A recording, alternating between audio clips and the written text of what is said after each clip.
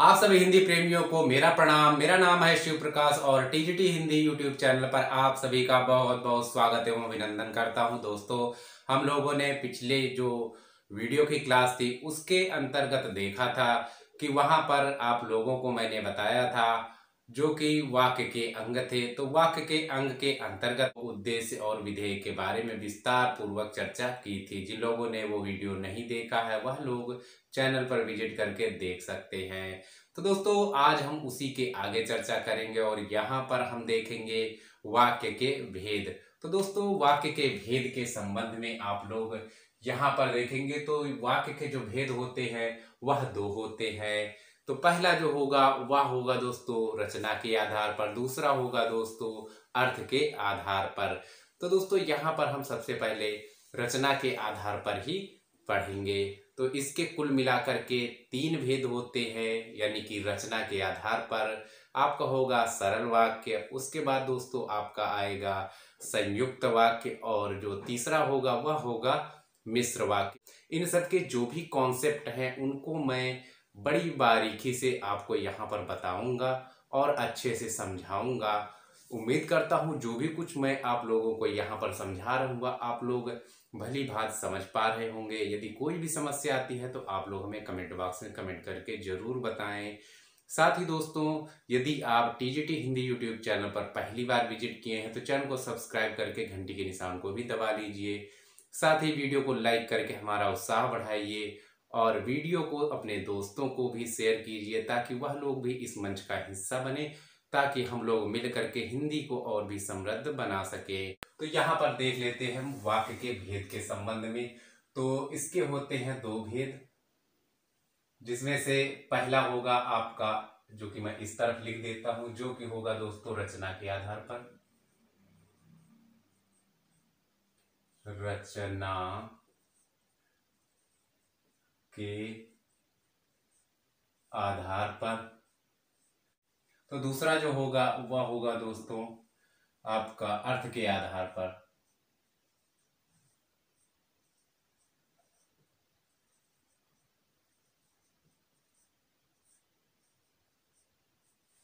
तो जो रचना के आधार पर है इस पर होंगे आपके तीन भेद, और जो अर्थ का आधार है तो अर्थ के आधार पर आपके कुल मिलाकर के 8 भेद होते हैं। आप लिखना चाहे तो इसमें 8 लिख सकते हैं, 8 भेद जो कि आगे चलकर बनेंगे। और यहाँ पर रचना के आधार पर यदि आप देखें तो इसमें 3 भेद बनेंगे। तो पहला जो होगा वह होगा दोस्तों आपका सरल वाक्य,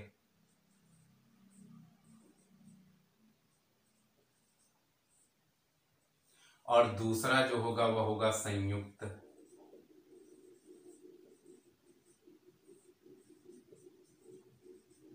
और जो तीसरा आपका होगा वह होगा मिश्र वाक्य।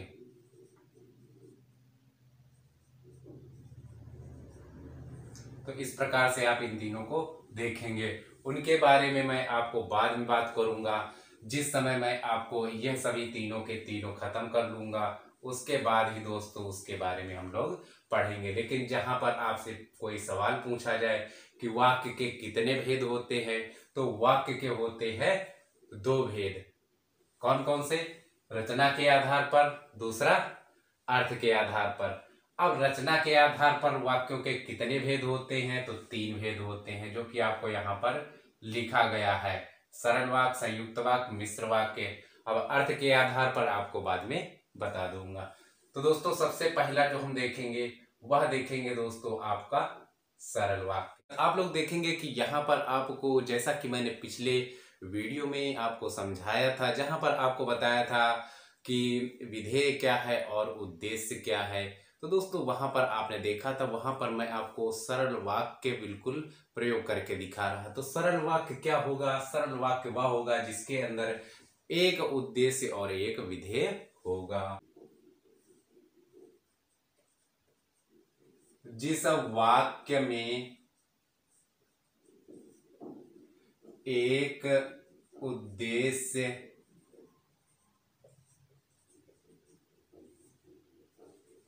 एवं एक विधेय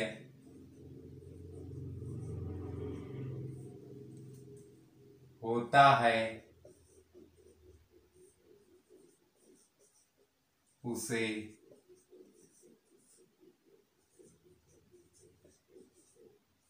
सरल वाक्य कहते हैं।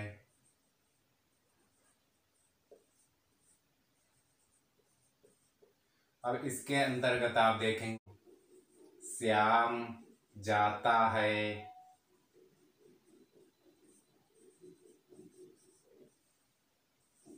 श्यामा खाती है। इसी तरह से आप देख सकते हैं, जैसे गीता पढ़ती है, राम गाता है। आज इसी तरह से आएगा। यहाँ पर भाई जाने का कार्य कौन कर रहा है, तो श्याम कर रहा है। तो श्याम क्या है, तो करता है, कर्ता को ही आप उद्देश्य कहते हैं। तो ये तो हो गया आपका उद्देश्य। और एक तो इसमें कितना है उद्देश्य, तो एक ही है यहाँ पर उद्देश्य। जाता क्रिया है ये आपकी, तो क्रिया, अब कितनी क्रिया यहाँ हो रही, तो एक ही हो रही है जाने की। तो दोस्तों ये आपका क्या है, तो ये हो जाएगा आपका विधेय। अब विधेय यहाँ इस वाक्य में कितना है, तो एक ही है, जाता बस एक है। इस प्रकार से आप देखेंगे सरल वाक्य वो होंगे जिसके अंदर एक उद्देश्य होगा और एक ही विधेय होगा। अब यहाँ श्यामा की बात करें तो श्यामा भी एक है, मतलब कर्ता एक है, खाती है, तो ये भी यानी कि जो आपका विधेय वो भी एक है। इसी तरह से गीता में भी, और जो आगे पढ़ती है ये भी एक ही है। उसके बाद इसी तरह से राम का भी केस आप ले लीजिए, गाता है, तो यहाँ भी एक उद्देश्य और एक विधेय। इस प्रकार से जिन भी वाक्यों में आपका एक उद्देश्य और एक विधेय होगा वह आपके वाक्य जो भी होंगे वह आपके सरल वाक्य होंगे। कुछ एक और उदाहरण देख लेते हैं, जैसे कि थोड़ा सा लंबे, जैसे कि यहाँ पर मैंने लिखा था गीता पढ़ती है। अगर इसी वाक्य को आप इस प्रकार से लिख दें, जैसे कि गीता पुस्तक पढ़ती है, तो आप यहाँ पर देखेंगे कि इसमें कर्ता कौन है, तो आप बताएंगे गीता, क्योंकि पढ़ने का काम कौन कर रहा है, तो गीता कर रही है। तो ये आपका हो जाएगा उद्देश्य, और ये उद्देश्य आपका एक ही है। बाकी आपका जो यहाँ से यहाँ तक है, पुस्तक पढ़ती है, तो पुस्तक आपका है कर्म, और पढ़ती आपकी है क्रिया। इस प्रकार से ये जो भी जो आपका बना ये पूरा हो गया आपका विधेय। अब विधेय भी आपका यहाँ पर बस एक ही है। तो आपने देखा यहाँ पर भी गीता पढ़ती है, तब भी आपका एक उद्देश्य एक विधेय था। इसको थोड़ा सा विस्तारित किया, लेकिन यह एक सरल वाक्य ही है, क्योंकि यहाँ पर भी आप देख रहे हैं विधेय एक है और उद्देश्य एक है। अब इसी प्रकार से मैं एक और उदाहरण यहाँ पर आपको देता हूं, जैसे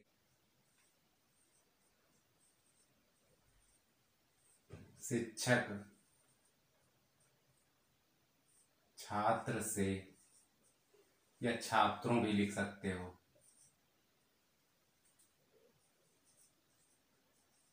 पुस्तक पढ़वाता है।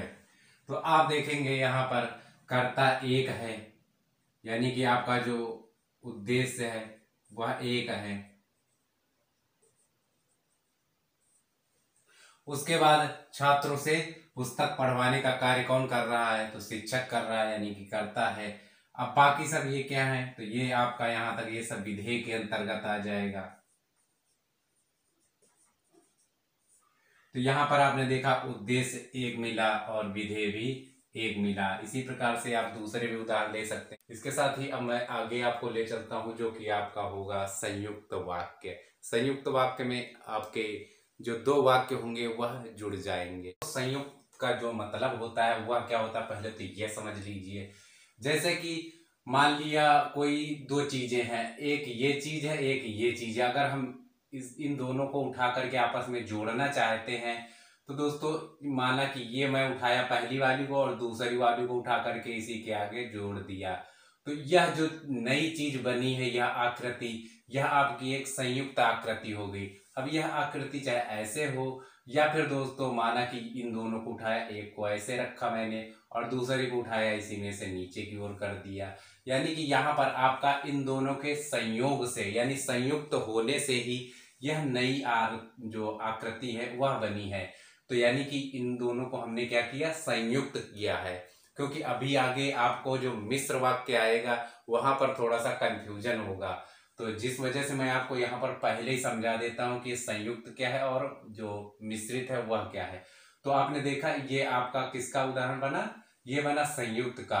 अब दोस्तों इसी में थोड़ा सा बता देता हूँ ताकि आप लोग बिल्कुल एकदम पहले से ही अलर्ट रहें मिश्र वाक्य से। तो दोस्तों जैसे कि आपको मैंने यहाँ पर दिखाया, ये कुछ चीज मान लो कोई चीज है और इसके मैंने कई जो भाग हैं कर दिए, मान लिया एक इधर से काट दिया, एक इधर से काट दिया, इसमें क्या किया मैंने ऐसे काट दिया, इस तरह से करके और मैं अब इनको एक उसमें किसी चीज में मिलाता हूं। तो इस तरह से आपने देखा इसमें माना कि 5 भाग हो गए। अब इसको मैं इधर एक नई आकृति बनाता हूं या नया वाक्य बना, मैं आकृति से ही वाक्य पर ले चलूंगा। तो एक आप देखेंगे इधर मैंने लगाया, दूसरा थोड़ा सा इधर लगा दिया, थोड़ा इधर लगा दिया, थोड़ा इधर लगा दिया, थोड़ा इधर लगा दिया। इस प्रकार से इन 5 को उठाया मैंने, एक नई आकृति यहाँ बना दी, यानी कि नया वाक्य आपका बन जाएगा। लेकिन अब इसमें से मैं इसको कहीं भी लगा सकता हूँ, इसको कहीं भी लगा सकता हूँ, इस वाले को उठाया कहीं भी लगा दिया, इसको भी कहीं लगा दिया, इसको भी कहीं लगा दिया, यानी कि इसमें कोई ऐसा नहीं है कि यानी कि ये मिक्स हो गया है। अब इसमें आप पहचान नहीं कर पाओ। लेकिन जब मैंने इसको बनाया था यानी कि जो संयुक्त बनाया था उसमें आपको क्या है कि 2 वाक्य सिर्फ आपस में जोड़ दिए गए हैं बस। इसी को यदि और अच्छे से समझना चाहते हैं तो मैं आपको बताना चाहता हूँ, संयुक्त वाक्य वह वाक्य होगा जिसमें 2 जो वाक्य होंगे उनको जब एक साथ रखा जाएगा तो उसमें कोई छेड़छाड़ नहीं की जाएगी। और दोस्तों जो आपका मिश्रित वाक्य होगा उसमें आपको बहुत सारी संभावनाएं हैं कि वहां पर आपका जो वो 2 वाक्य मिलेंगे वो आपस में घुल मिल जाएंगे। तो चलिए अब मैं आपको सबसे पहले संयुक्त वाले को बिल्कुल यहां पर दिखा देता हूं।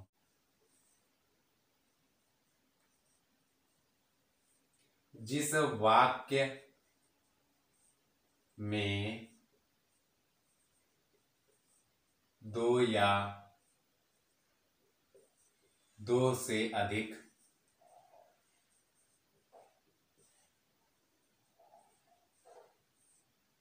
वाक्य आपस में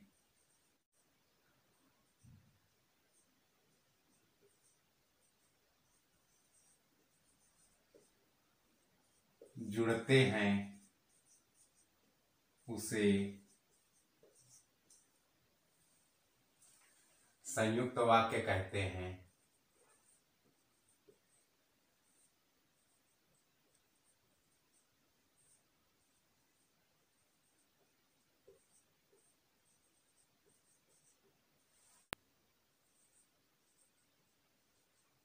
श्याम पढ़ रहा है और राम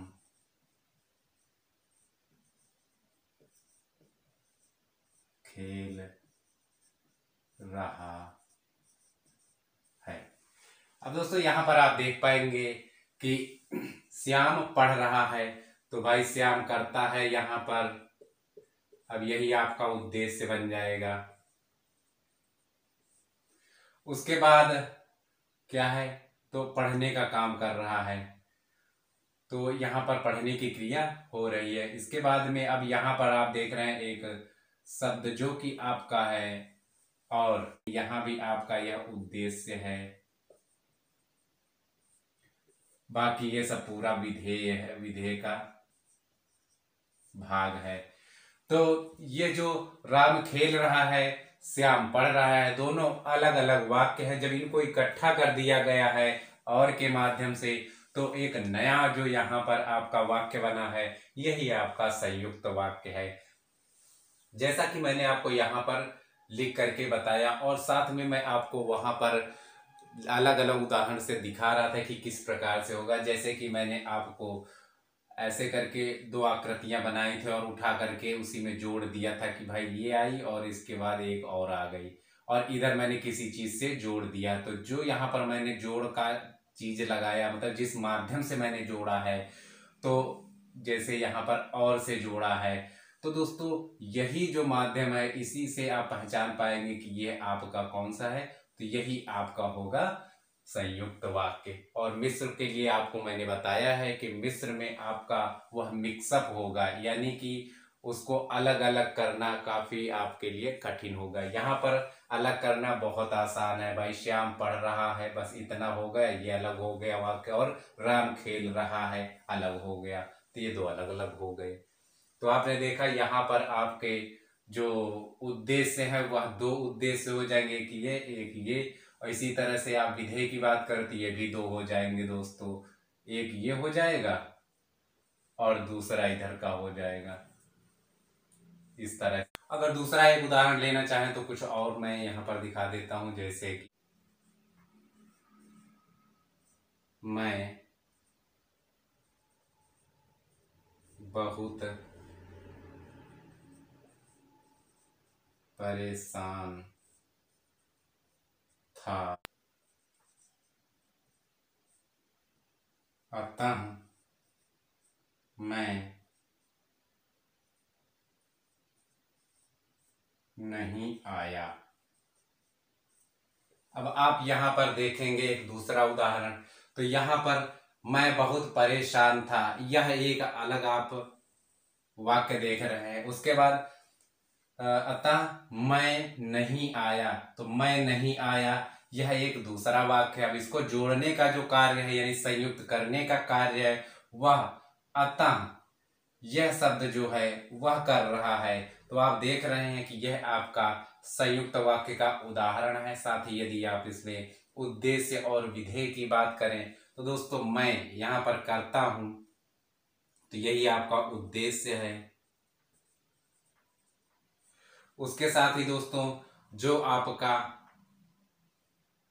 बाकी बचा हुआ यहाँ पर भाग है, ये बहुत परेशान था, तो ये आपका विधेय है। यानी जो इतना वाक्य है इसके अंतर्गत एक आपका उद्देश्य मिला और एक विधेय मिला। अगर इधर देखें तो इधर भी मैं ही करता हूं, यानी यही उद्देश्य है।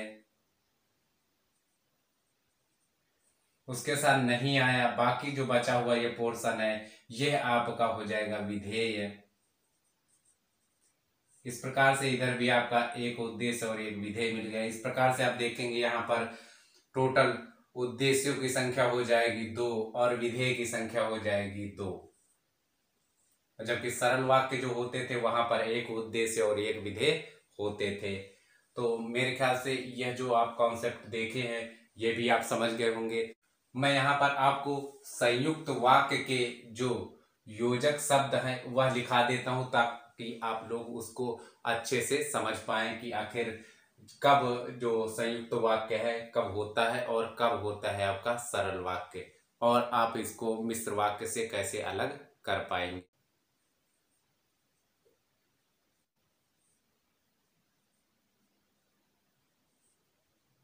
संयुक्त वाक्य के